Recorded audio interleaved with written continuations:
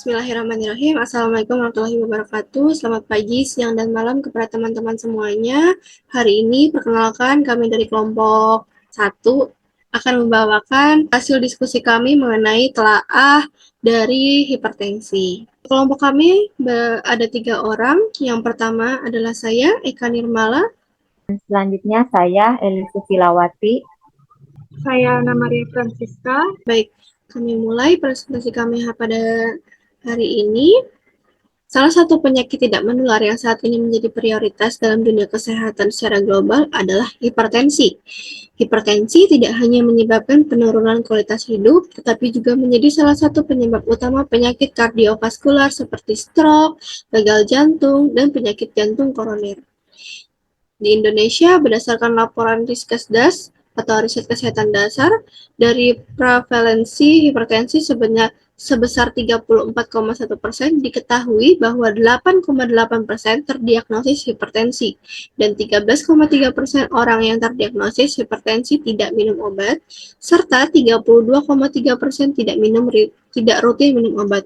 Hal ini menunjukkan bahwa sebagian besar penderita hipertensi tidak mengetahui bahwa dirinya memiliki hipertensi sehingga tidak mendapatkan pengobatan. Selain menjadi salah satu penyakit tidak menular, hipertensi juga merupakan faktor risiko utama dari berbagai penyakit kardiovaskuler yang lainnya. Penyakit tidak menular meliputi berbagai kondisi seperti penyakit kardiovaskular yang berhubungan dengan peningkatan tekanan darah, kadar gula darah, lipid darah, dan obesitas. Keadaan ini memicu terjadinya penyakit seperti serangan jantung, stroke gangguan arteri, penyakit cerebrovaskular, penyakit jantung, serta berbagai penyakit kardiovaskular lainnya. Selain itu, juga termasuk jenis kanker seperti kanker hati, kanker paru-paru, kanker serviks, kanker payudara, dan juga kanker lainnya. Berdasarkan rekomendasi dari Joint National Committee dalam The 8th Report of Joint National Committee, hipertensi didefinisikan sebagai kondisi di mana tekanan darah seseorang mencapai lebih atau sama dengan dari 140 mmHg untuk sistolik dan juga lebih atau sama dengan 90 mmHg untuk diastolik. Ini adalah tabel dari tingkat keparahan atau derajat keparahan hipertensi. Untuk tekanan darah manusia normal ada di angka untuk sistolik kurang dari 120 dan untuk distolik kurang dari 80. Di atas itu merupakan hipertensi berdasarkan derajatnya masing-masing. Epidemiologi hipertensi mengkaji pola distribusi dan faktor-faktor yang mempengaruhi kejadian hipertensi dalam populasi. Secara global, hipertensi merupakan salah satu masalah kesehatan utama dengan prevalensi tinggi di negara berkembang dan maju.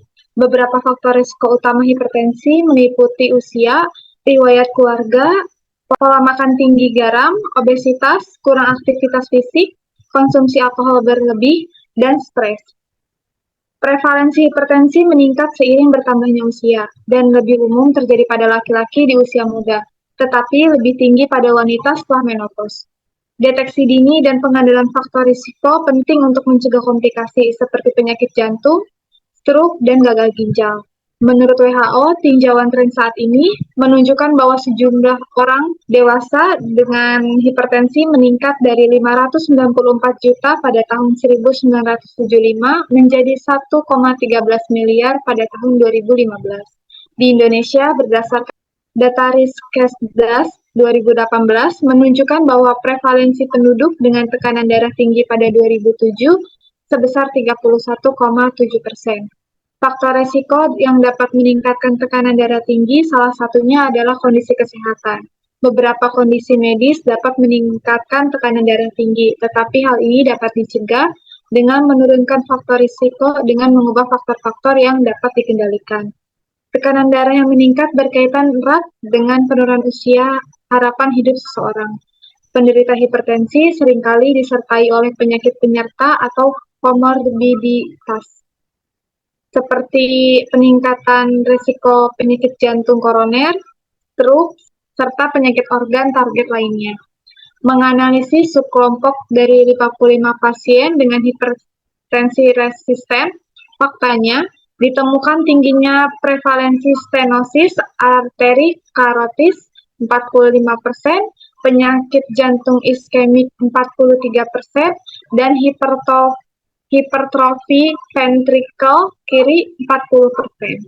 Salah satu target global untuk penyakit tidak menular adalah penurunan prevalensi hipertensi hingga 25% pada tahun 2025. Baik, lanjut patofisiologi terjadinya hipertensi. Hipertensi atau terjadi peningkatan darah terjadi dikarenakan rumusnya itu ada dua. Yang pertama adalah peningkatan total tahanan perifer dan peningkatan kardiak output. Bisa terjadi salah satunya atau bisa terjadi kedua-duanya. Adapun mekanisme terjadinya hipertensi, yang pertama adalah peningkatan sistem aktivasi sistem saraf simpatis yang dapat mengakibatkan terjadinya peningkatan katekolamin atau di dalamnya terdapat adrenalin dan non-adrenalin yang terjadinya peningkatan heart rate sehingga memicu vasokonstriksi atau disebut dengan penyempitan pembuluh darah sehingga terjadi tekanan darah meningkat atau yang disebut dengan hipertensi. Selanjutnya terjadi akibat peningkatan aktivasi RAS atau renin-angiotensin-aldosteron. Prosesnya yaitu angiotensin dalam darah yang diproduksi di dalam hati oleh renin yang ada di dalam ginjal dirubah jadi angiotensin 1. Kemudian oleh ACE yang ada di paru-paru, angiotensin 1 ini diubah menjadi angiotensin 2. Yang dimana angiotensin 2 ini dapat meningkatkan tekanan darah melalui dua aksi utama. Yang pertama adalah meningkatkan sekresi hormon antidiuretik atau kita sebut dengan ADH, antidiuretik hormon, dan rasa haus. ADH itu sendiri diproduksi oleh hipotalamus dan bekerja pada ginjal untuk mengatur osmolalitas dan volume urin.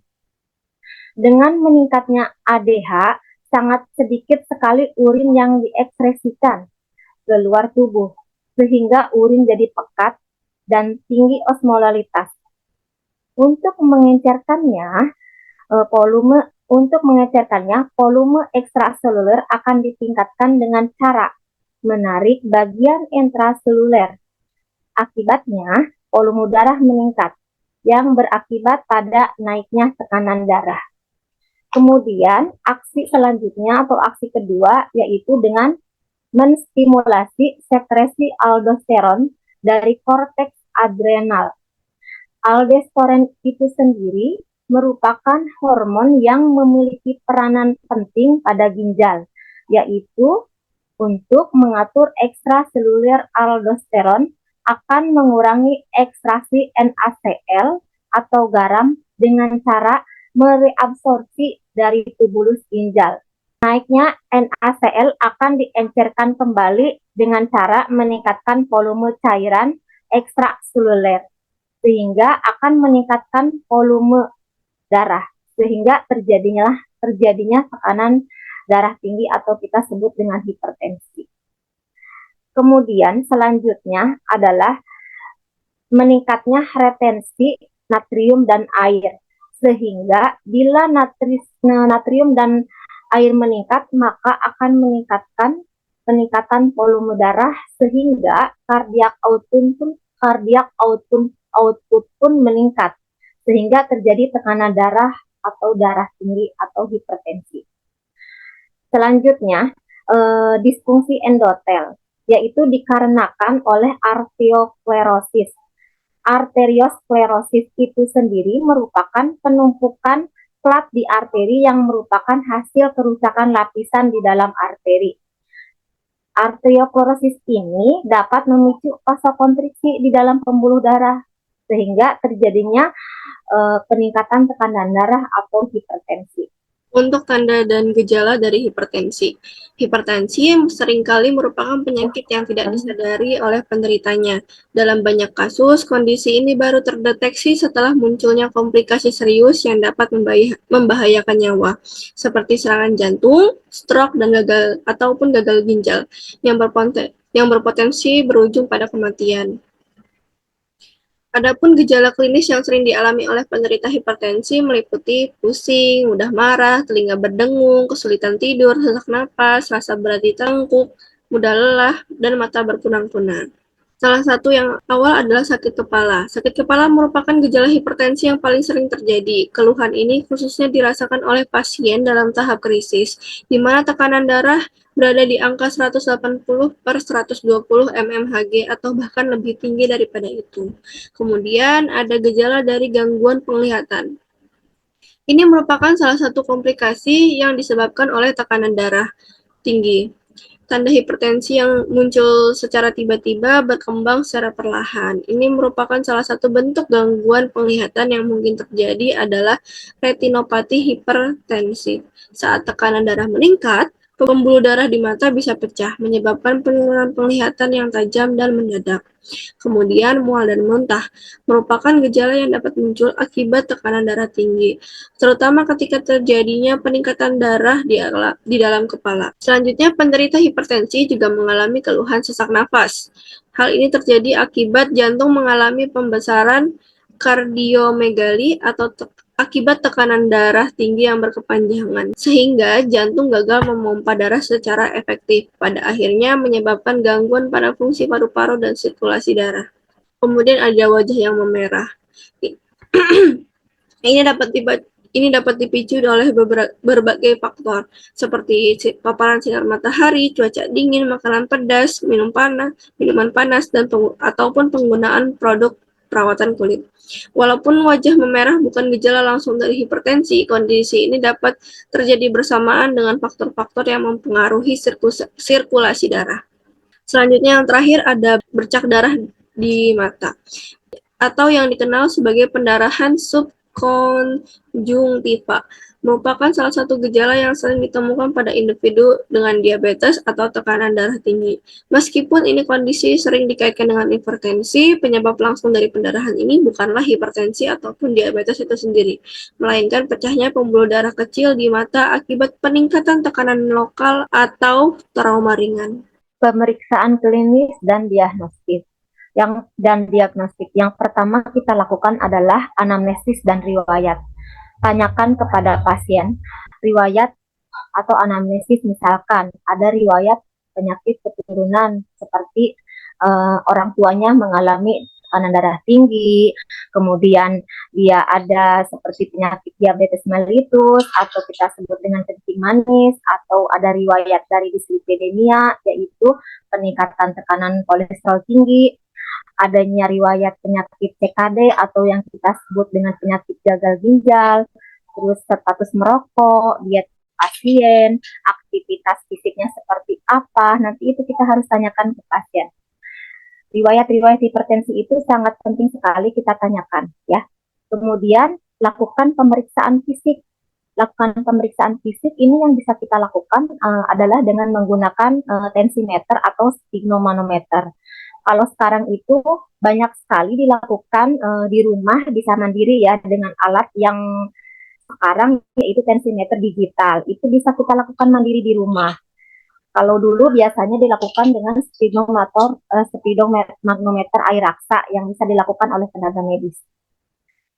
Baik, selanjutnya itu pemeriksaan laboratorium, yaitu dengan pemeriksaan urium, kreatinin, NaCl atau urin lengkap. Bisa juga dengan pemeriksaan kreatinin serum. Kemudian diperiksa lipidnya atau kadar lemak di dalam darah serta gula darah puasa. Selanjutnya adalah pemeriksaan yang dilakukan yaitu dengan pemeriksaan penunjang lainnya seperti EKG atau yang kita kenal dengan SADAP 12 yang dilakukan di rumah sakit. Itu sangat penting sekali untuk menentukan kondisi jantung seperti apa, apakah terjadi kelainan pada jantung akibat dari hipertensi itu sendiri. Tata laksana terapi hipertensi meliputi beberapa hal. Yang pertama, pola hidup sehat, penting untuk mencegah dan memperlambat hipertensi serta mengurangi risiko kardiovaskular. Pola hidup sehat bisa mengurangi kebutuhan obat pada hipertensi derajat 1. Namun, terapi obat diperlukan bagi pasien dengan risiko tinggi. Yang kedua, modifikasi pola hidup untuk menurunkan tekanan darah. Batasi konsumsi garam dan alkohol. Diet sehat, tingkatkan konsumsi sayuran, buah, produk susu rendah lemak, ikan, kacang-kacangan, dan minyak sehat seperti minyak zaitun. Batasi daging merah dan lemak jenuh. Penurunan berat badan, jaga indeks massa tubuh antara 18,5 sampai 22,9 kg per meter kuadrat. Yang ketiga, latihan fisik teratur, bisa latihan aerobik seperti jalan kaki dan berenang. 30-60 menit per hari, 5-7 kali seminggu.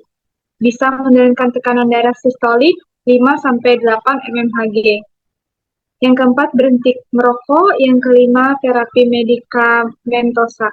Terapi obat diperlukan jika gaya hidup tidak cukup menurunkan tekanan darah, terutama bagi pasien dengan risiko tinggi atau komplikasi.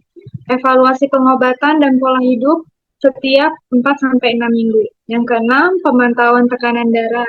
Tekanan darah harus dipantau secara rutin untuk menilai keberhasilan terapi dan mengatur dosis obat. Pola hidup sehat dan terapi yang tepat sangat penting untuk menurunkan tekanan darah dan mencegah komplikasi. Adapun obat-obat tata laksana hipertensi, yang pertama pemilihan obat hipertensi ada 5 golongan utama, yaitu ACE inhibitor, ARB, beta blocker, calcium channel blocker atau CCB, dan diuretik. Contoh obat ACI yaitu captopril, lisinopril, ramipril, dan sebagainya. Untuk ARB ada kandesartan, ibersartan, valsartan, dan sebagainya. Beta blocker ada di bisoprolol, metoprolol, acebutolol. Untuk CCB, amlodipin, nifedipin, dan sebagainya. Begitupun untuk diuretik ada furosemid, dan sebagainya. Terapi kombinasi lebih dianjurkan untuk mencapai target tekanan darah, terutama dengan single pill combination atau SPC untuk meningkatkan kepatuhan pasien. Yang kedua, ada strategi kombinasi obat. Monoterapi bisa kurang efektif. Lebih baik langsung memulai kombinasi obat, karena meningkatkan dosis monoterapi tidak banyak menurunkan tekanan darah. Tekanan darah kurang lebih dari sama dengan 130/80 mmHg untuk populasi umum dan kurang dari sama dengan 140/90 mmHg untuk pasien lanjut usia. Kendala kontrol tekanan darah bisa disebabkan oleh resistensi obat, perawatan yang kurang optimal, kepatuhan pasien yang rendah, atau terapi yang tidak tepat. Yang ketiga, manajemen hipertensi perioperatif. Pada pasien hipertensi dengan operasi non-jantung, penilaian risiko kardiovaskular itu penting. Operasi tidak perlu ditunda untuk pasien dengan hipertensi derajat 1 atau 2. Namun, jika TDS lebih dari sama dengan 180 mmHg atau TDD lebih dari sama dengan 110 mmHg, intervensi sebaiknya ditunda sampai tekanan darah terkendali untuk menghindari risiko komplikasi selama dan setelah operasi. Terapi kombinasi yang tepat dan pemantauan rutin sangat penting untuk mencapai target tekanan darah dan meningkatkan efektivitas pengobatan. Baik, cukup sekian presentasi kami mengenai telaah hipertensi. Terima kasih. Sampai jumpa minggu depan.